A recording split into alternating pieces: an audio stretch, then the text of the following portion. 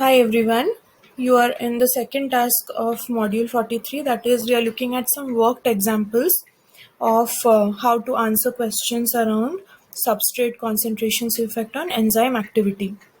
So let's look at our first question. Okay, so in this question we have a graph and the graph shows effect of substrate concentration on the rate of enzyme controlled reaction. So when these kind of questions come, the first thing I would suggest you is read what the question says. That is, what is the graph about? So it is about substrate concentration. Another thing that you need to keep in mind is look at the different axes of the graph given. So here I will first see my x-axis is substrate concentration and my y-axis is rate. Okay, so let's look at the question. Explain the shape of the graph between point A and B. So now between point A and B means this is this region of the graph. We can clearly tell that this is that part of the curve where the reaction is just going to is in the initial stage, and we know that in the initial stage the substrate concentration is low as compared to how much enzyme is there in your mixture solution. So first thing that I'm going to say in my answer is that is the initial phase of the reaction where the substrate concentration is low. So because substrate concentration is low as compared to enzyme, then my next point should be some enzyme active sites will be free at this stage. Thus, when the substrate concentration is increased, rate of the reaction increases at this point. Okay, so I can say, I can make sure that I have three important points in my answers. None of the points are repetitive. First, I say that it is initial stage, so substrate concentration is low. Then I talk about active sites. Then I say, so what happens? So what if I increase substrate concentration? What happens over here? I can see that the graph is very steep at this point. That means as I'm increasing the concentration, the rate of reaction is increasing. So that is my conclusion statement.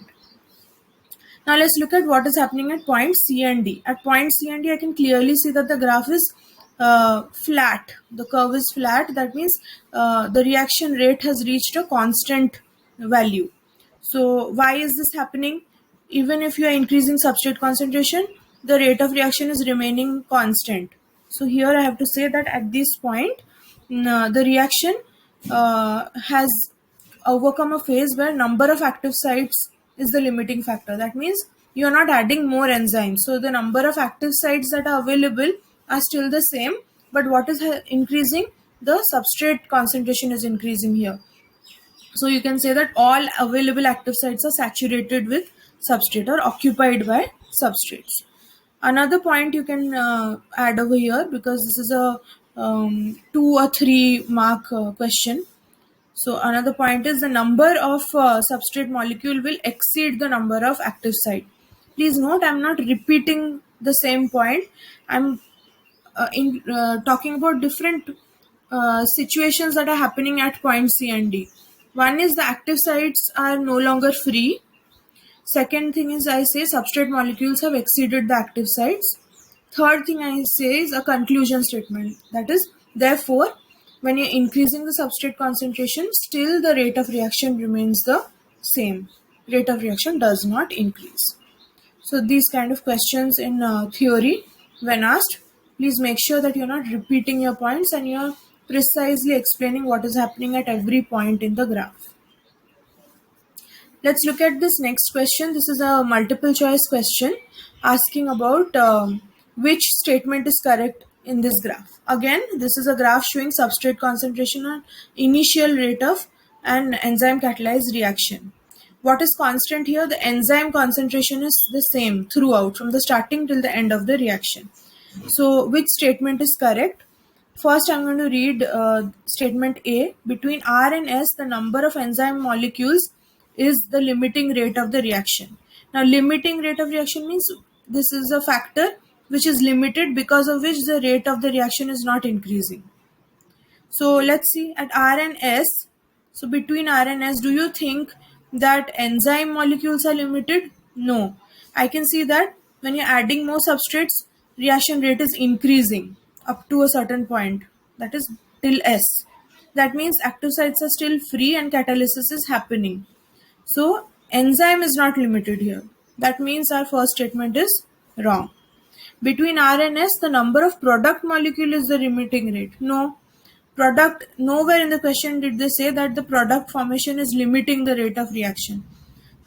In that case, then you will be given the information in the question that the product is an inhibitor, but product is not influencing the rate of reaction here. So second statement is also nullified. Let's look at statement C. Between S and T, the number of enzyme molecules is the limiting rate of reaction. So at S and T, we are seeing that the velocity of the reaction has become constant.